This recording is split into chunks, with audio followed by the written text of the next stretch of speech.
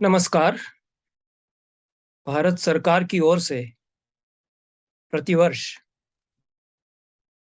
संस्कृत के 15 सर्वश्रेष्ठ विद्वानों को उनकी शास्त्र परंपरा के ज्ञान और मौलिक विवेचन के लिए राष्ट्रपति सम्मान प्रदान किया जाता रहा है। 1958 से यह योजना चली आ रही है। इसके साथ ही 5 ऐसे युवा पंडितों को बादरायण सम्मान भी प्रतिवर्ष राष्ट्रपति के द्वारा उसी दिन दिया जाता है जिस दिन राष्ट्रपति सम्मान 15 विद्वानों को प्रदान किया जाता है।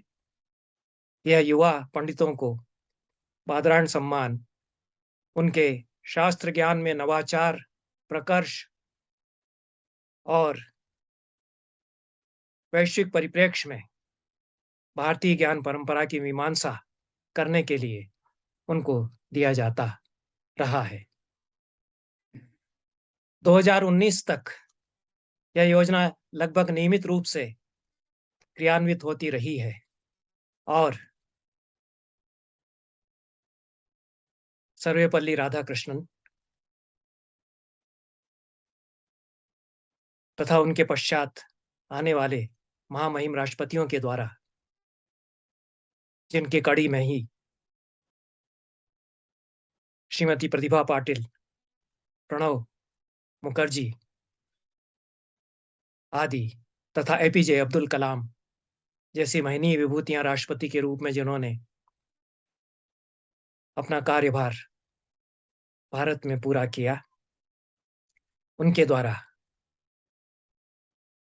15 संस्कृत के सर्वश्रेष्ठ विद्वानों को राष्ट्रपति सम्मान के द्वारा और 5 युवा विद्वानों को बादरायण सम्मान के द्वारा प्रतिवर्ष 2019 तक अलंकृत किया जाता रहा। किन्हीं कारणों से पिछले 3 सालों से यह योजना ठप्प पड़ी है और ये पुरस्कार प्रदान नहीं किए जा रहे हैं।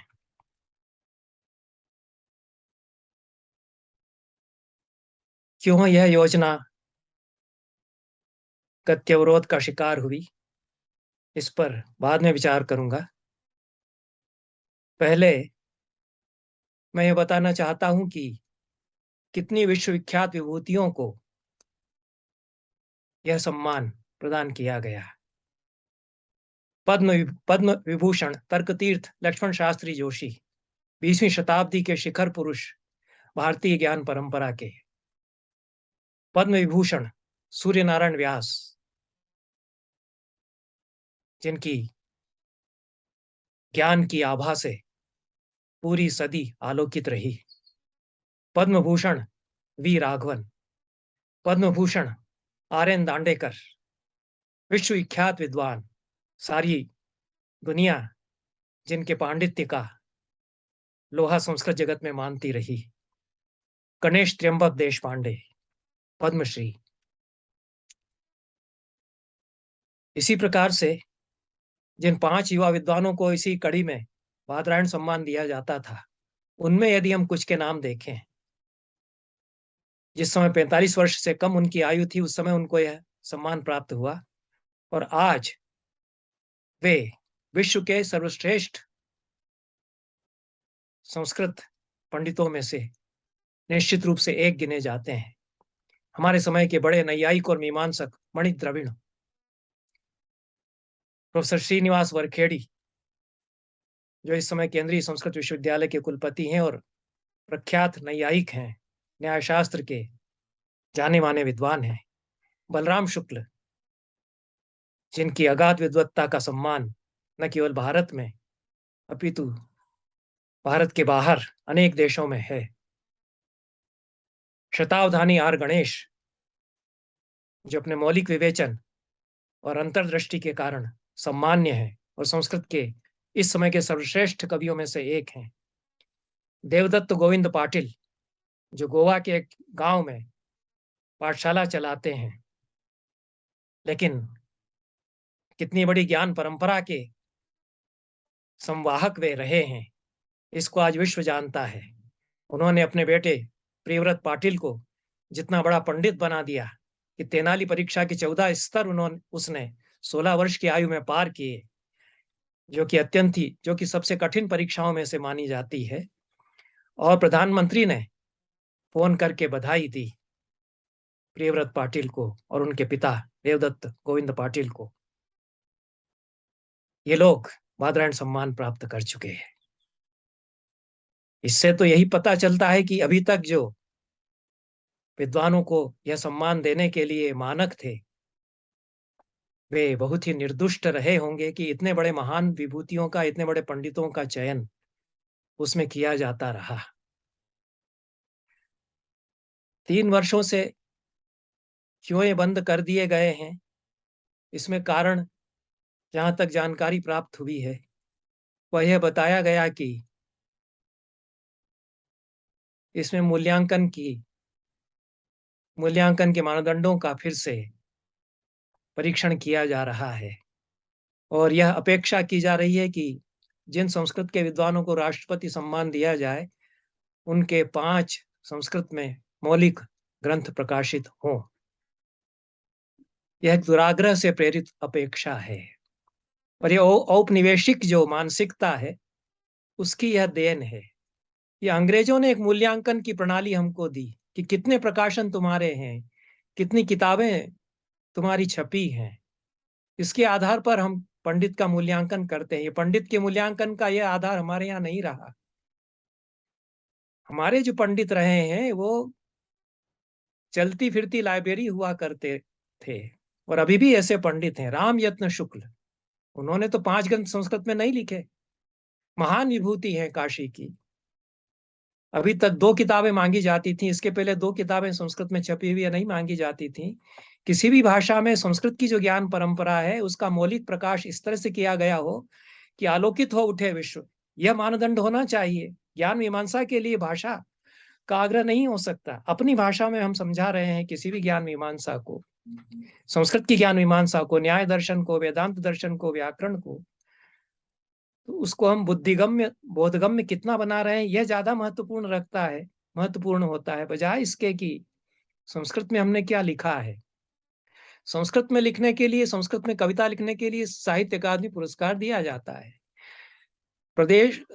देश के हर प्रांत में, हर प्रदेश में संस्कृत अकादमियां हैं, वो संस्कृत में मौलिक लेखन के लिए पुरस्कार देती हैं। तो उसकी पुनरावृत्ति क्यों की जाए? उनके लिए हमारे कवि, हमारे रचनाकार, संस्कृत में लिखने वाले खूब प्रकाशन करते हैं और उनको निरंतर सम्मानित किया जाता है।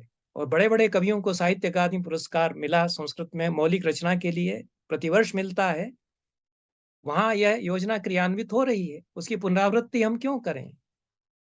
यह एक अद्वितीय और अनोखी योजना है कि संस्कृत की ज्ञान मीमांसा को विश्व में प्रकाशित मौलिक ढंग से कोई यदि करता है, वाचिक परंपरा में करता है, शिष्यों को तैयार करता है, जैसे कि देवव्रत पाटिल ने प्रियव्रत पाटिल को तैयार कर दिया कि वह विश्व का सबसे बड़ा ज्ञानी इस समय 16 वर्ष की आयु में बनेगा। 16 वर्ष की आयु है और बनेगा, ये संभावना उस बच्चे में उन्होंने पैदा कर दी कि वो बड़ा नैयायिक बन गया है। यह अपने आप में बहुत बड़ी उपलब्धि है। देवदत्त पाटिल ने 5 किताबें संस्कृत में लिखी है या नहीं ये अर्थ नहीं रखता। मेरी जानकारी में उन्होंने नहीं लिखी होंगी, जैसा हम उनको जानते हैं, सुनते रहे हैं उनसे। मैं भी उनको आमंत्रित मैंने किया अपने संस्था में जहां पर मैं प्रमुख रहा। तो जो वाचिक परंपरा पर केंद्रित हमारी परंपरा थी, उसको वाचिक परंपरा से अपसारित करके जो नई शिक्षा पद्धति अंग्रेज लोग लाए कि क्या रिसर्च की है, क्या रिसर्च पेपर छापा है, उसके एपीआई स्कोर कितने हैं, उसकी ग्रेडिंग कितनी है, उसकी प्रकाशन कितने हैं, उसका वो आईएसबी नंबर है या नहीं है, सारी औपचारिकताएं देखी जाने लगी। ये जो थोप गए थे हमारे ऊपर वो पद्धति, उससे कितनी तबाही हमारे विश्वविद्यालयों में हुई है, ये हम पिछले 10-20 सालों में देख रहे हैं कि हमारे अध्यापक वो रिसर्च जर्नल फेक शुरू करके और किसी भी तरह से रिसर्च पेपर उसमें छपवाने लग गए। किसी भी तरह से जैसे भी तैसे हो आईएसबीएन नंबर मिले, रिसर्च जर्नल में शुरू कर दूं। और मैं उसमें छपवा दूं, और मेरे पेपर्स भी उसमें छपे, मेरे लोगों के पेपर्स उसमें छपे, और एपीआई स्कोर मेरा बढ़ जाए। पढ़ाना छोड़ करके, योग्य शिष्यों को तैयार करना छोड़ करके वे इस सब में लग गए, विश्वविद्यालयों के लोग। बहुत बड़ी तबाही इससे हमारी शिक्षा पद्धति में हुई, क्योंकि हमने एक या अंग्रेजों का दिया हुआ औपनिवेशिक मानसिकता के तहत अपनी स्वस्थ परंपरा को छोड़ करके यह मूल्यांकन का आधार अपना लिया है। और अभी भी हम मूल्यांकन इसी से करते चले आ रहे हैं, और लगातार गिरावट हो रही है। हमारे शिक्षा संस्थानों से महान मौलिक विचारक पैदा नहीं हो रहे हैं। अब कोई हजारी प्रसाद द्विवेदी, कोई विद्यानिवास मिश्र, कोई जगदीश चंद्र बसु, कोई सीवी रमन पैदा क्यों नहीं हो रहा? हमारे विश्वविद्यालयों से नोबेल पुरस्कार पाने वाले महान वैज्ञानिक क्यों नहीं पैदा हो रहे हमारे?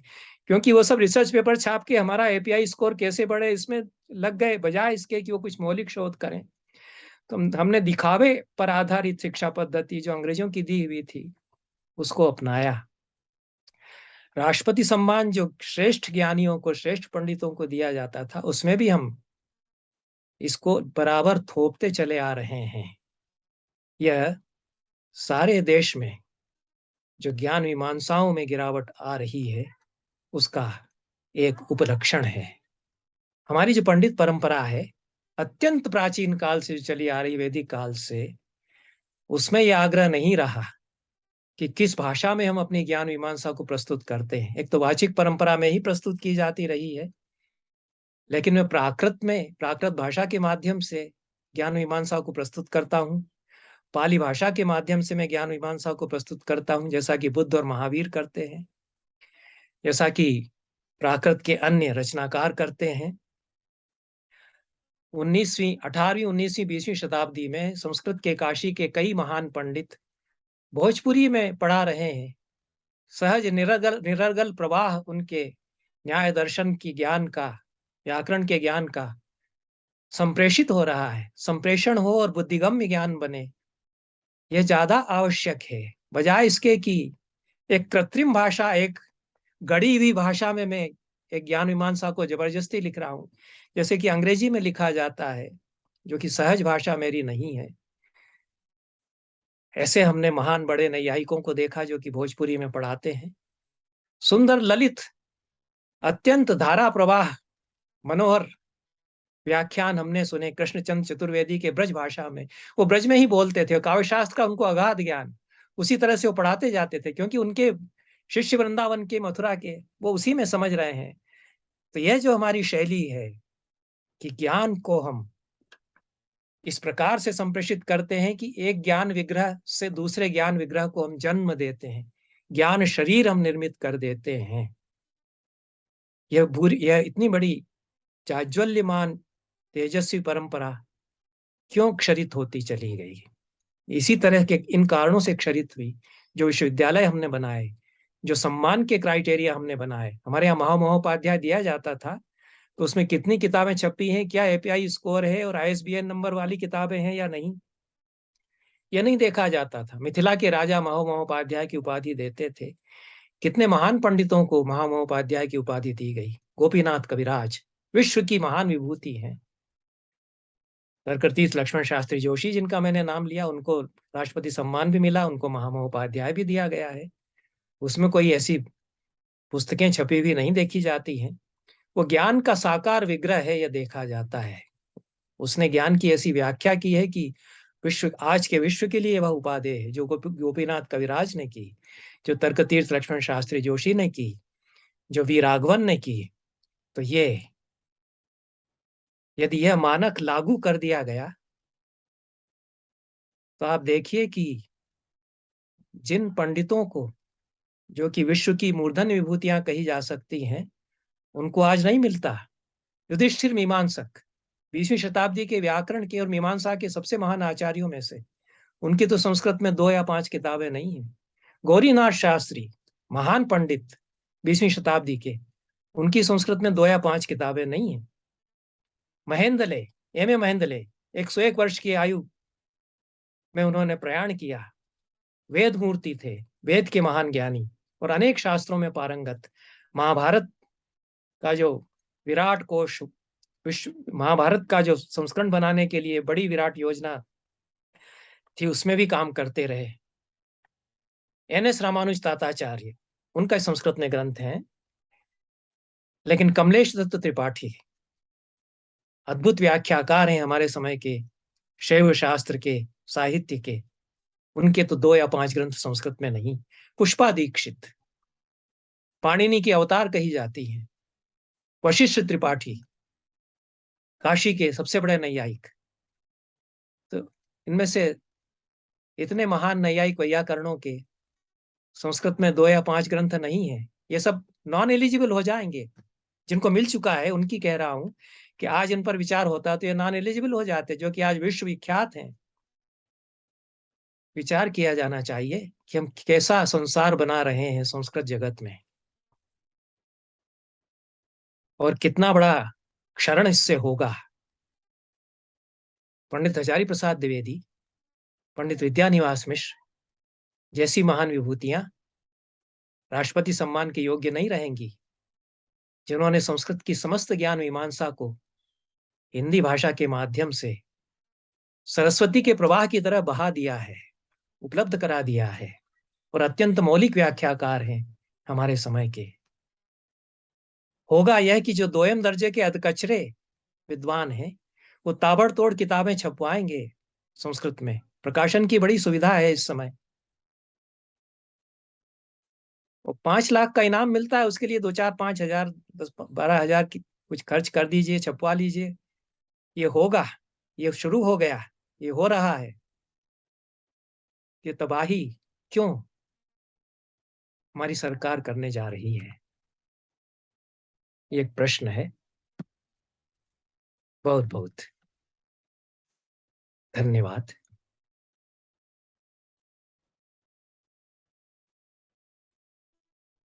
और नमस्कार।